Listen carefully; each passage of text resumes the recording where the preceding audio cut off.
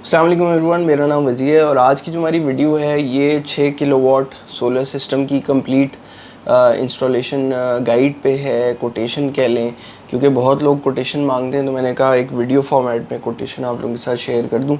और तकरीबन अगर आपका इस्तेमाल तकरीबन 300 से 400 यूनिट के करीब है तो 6 किलोवाट का एक हाइब्रिड या एक ऑफ ग्रिड सिस्टम काफ़ी आइडियल रहता है।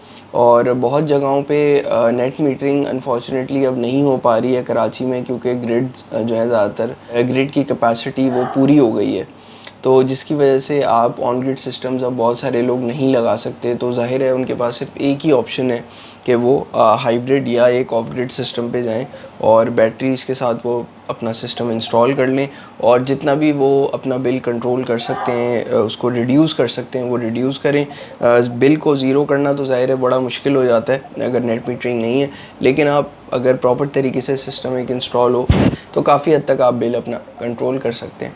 और सबसे बड़ी गलती जो ज़्यादातर लोग कर रहे हैं वो यही कर रहे हैं कि जब वो सिस्टम इंस्टॉल करते हैं तो वो बस अपने हिसाब से कैलकुलेट करके और वो लगा देते हैं। तो बिल को की कैलकुलेशन बड़ी इंपॉर्टेंट है, क्योंकि जितने टैक्सेस हैं अब ख़ास तौर पे केई के जो बिल्स हैं, क्योंकि मैं कराची में हम लोग काम करें तो कराची इलेक्ट्रिक के हवाले से हम बात कर सकते हैं कि जितने भी बिल्स हैं उनमें टैक्सेस बहुत ज़्यादा हैं।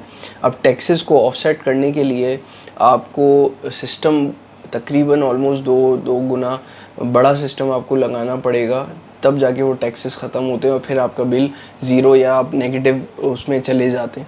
तो वो एक बहुत बड़ी गलती है जो अक्सर लोग कर रहे होते हैं। तो ये एक चीज़ है। दूसरा, 6 किलोवाट की कोटेशन पे थोड़ी सी अगर हम बात कर लें, 6 किलोवाट में मेन दो चीज़ें ही हैं जिसमें आप अपनी जो लोग जाते हैं कम बजट के ऑप्शंस में, उसमें ज़ाहिर है आपके पास सबसे पहले इन्वर्टर आ जाता है। इन्वर्टर में या तो आप IP21 रेटेड का इन्वर्टर आप लगा सकते हैं या आप IP65 रेटेड का इन्वर्टर आप लगा सकते हैं। उसमें कॉस्ट का जो डिफरेंस है वो तकरीबन 1 लाख से 1.5 लाख रुपए आपको IP21 सस्ता मिल जाता है, जिसमें क्राउन है, ऑब्वियसली टेस्ला है, इन्वेरेक्स है, इस तरह के जो अच्छे ब्रांड्स हैं वो आपको मिल जाते हैं। लेकिन इन्वर्टर का मेरा पर्सनल ओपिनियन यही होता है और मैं क्लाइंट्स को भी यही बताता हूँ कि इन्वर्टर एक ऐसी चीज़ है जिस पे आप कॉम्प्रोमाइज़ ना करें तो अच्छा है। ख़ास तौर पे वो लोग जो कराची बेस्ड हैं, कराची में क्योंकि मॉइस्चर है, ह्यूमिडिटी है, ज़ाहिर है जो ख़ास तौर पे DH है, क्लिफ्टन वहाँ तो सी सॉल्ट का भी एक बहुत ज़्यादा प्रॉब्लम है, तो वहाँ पे IP21 रेटेड इन्वर्टर्स नहीं काम करते बहुत ज़्यादा, उनकी लाइफ बहुत कम होती है। दूसरा प्रॉब्लम IP21 के मेंटेनेंस का है, उसके फ़िल्टर्स का है, उसकी लाइफ का है। इस तरह की वजह से आप क्या जो इन्वेस्टमेंट है उसका जो ROI है वो बहुत अच्छा नहीं आता, उसमें बहुत जल्दी प्रॉब्लम्स आना स्टार्ट हो जाते हैं। तो ये मेरा एक अपना पर्सनल ओपिनियन है। मैं यूजुअली लोगों को अवॉइड करता हूँ कि आप IP21 ना लगाएं, लेकिन IP21 अब काफ़ी इवॉल्व भी कर गया है, कुछ बहुत अच्छे भी इन्वर्टर्स अवेलेबल हैं IP21 में, तो आप वो भी लगा सकते हैं अगर आपके बजट का इशू है। और इन्वर्टर में अगर आपका तकरीबन मैं एक एवरेज अभी मैं कोटेशन एक आप लोगों के साथ शेयर करूँगा, उसकी वजह ये है इसमें हर चीज़ में अलग अलग चीज़ें हैं, इन्वर्टर में अलग हैं, पैनल्स में अलग हैं। इन्वर्टर की अगर हम बात करें तो तकरीबन 2.5 लाख से लेके 3.5 लाख तक का आपको IP21 मिल जाता है, और जो IP65 जो अच्छे सिस्टम्स हैं वो 3.5 लाख से लेके 4 लाख की कैटेगरी में आपको मिल जाते हैं इन्वर्टर। तो ये तो हो गया आपके इन्वर्टर। उसके बाद हम डेफिनेटली आ जाते हैं पैनल्स पे। पैनल्स एक काफ़ी बड़ी इन्वेस्टमेंट है और पैनल्स अब तारीख की कम तरीन सतह पे चले गए हैं, तो this is a very good time कि जो लोग सोलर अपना लगाना चाहते हैं अपने घर में वो अब सोलर पे इन्वेस्ट करें, क्योंकि प्राइजेस थोड़ी सी कम हो गई हैं। इन्वर्टर्स की या बाकी चीज़ों की इतनी कम नहीं हुई जितनी पैनल्स की हुई हैं। पैनल्स की प्राइस काफ़ी कम हो गई है। तो पैनल्स में ज़ाहिर है आपके पास मोनोफेशियल है, आपके पास बाईफेशियल है, आपके पास कम वोल्टेज के भी पैनल्स हैं, ज़्यादा वोल्टेज के भी पैनल्स हैं, लेकिन बहुत ज़्यादा फ़र्क अब रहा नहीं है मोनोफेशियल में भी और बाईफेशियल में भी। तो इट्स बेटर कि आप कोई भी लगा लें, इट डज़न्ट मैटर आप उसमें जिनको है, लॉन्जी है, कैनेडियन सोलर है, जे, ये सारी टॉप टियर कंपनीज़ हैं, कोई भी आप लगा सकते हैं। और 31, 32, 33 पर वाट के रेट्स हैं, तो काफ़ी अच्छी प्राइजेस पे आपको अभी जो है वो पैनल्स आप लगा सकते हैं for a 6 kilowatt system.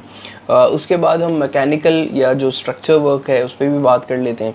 Structure work का कराची में तो ज़्यादातर आपको पता है सबको कि यहाँ पे क्योंकि घर इतने बड़े नहीं हैं, तो छतों की काफ़ी छोटी छतें होती हैं, तो लोग ज़ाहिर है चाहते हैं कि उनकी छत ज़ाया ना हो और वो एलिवेटेड स्ट्रक्चर ही बनाए ताकि छत की जो उसकी यूटिलाइजेशन है वो थोड़ी बेहतर हो सके।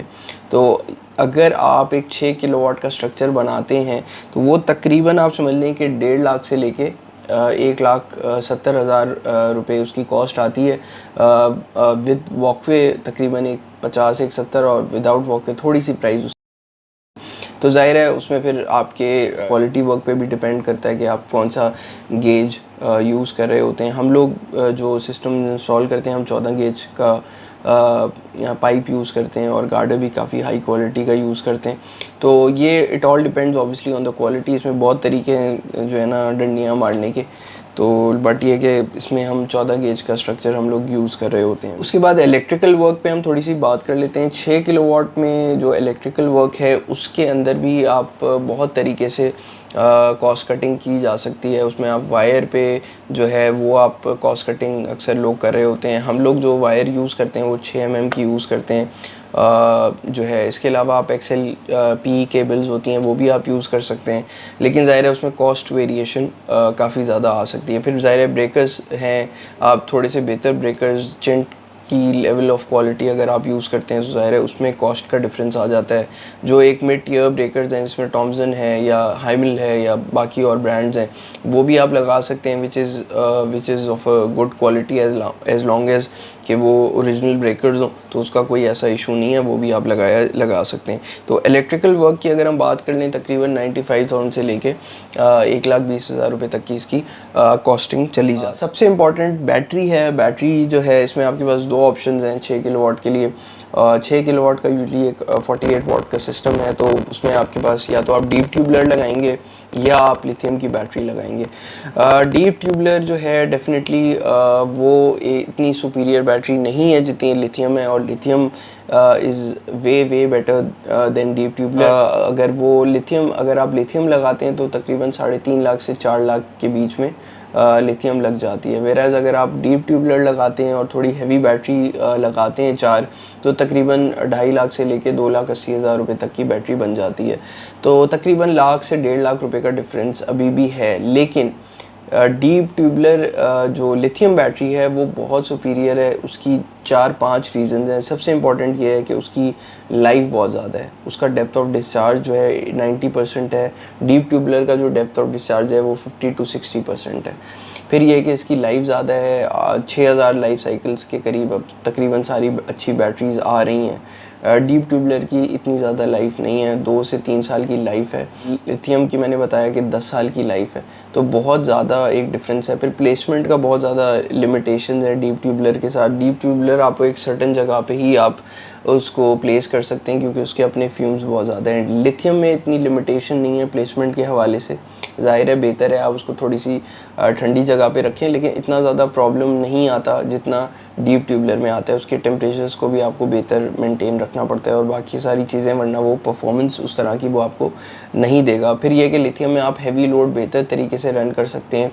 उसको जो पी कार्स हैं उसमें आप उसको डिस्चार्ज कर सकते हैं, जो कि आप डीप ट्यूबलर को भी कर सकते हैं। लेकिन लिथियम को जब आप डिस्चार्ज करेंगे तो ये कि उसमें आप हैवी लोड एक आध AC भी आप उस पर चला सकते हैं अगर आपने बड़ी बैटरी उस पर लगाई हुई है। तो लिथियम इस वजह से बेहतर है, बट इट ऑल डिपेंड्स कि आपका बजट अगर आपको अलाउ करता है तो ज़्यादा बेहतर है लिथियम लगाएं, वरना डेफिनेटली आप डीप ट्यूबलर लगा सकते हैं। इसके अलावा जो और हिडन कॉस्ट्स आप जिनको कहते हैं, ऑल्दो हम मेंशन करते हैं कोटेशन में, वो आपकी ट्रांसपोर्टेशन है which is around 10-15,000 rupees.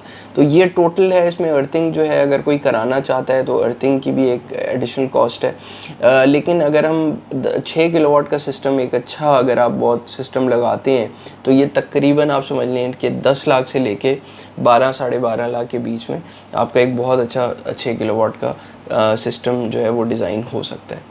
Thank you. अल्लाह हाफ़िज़।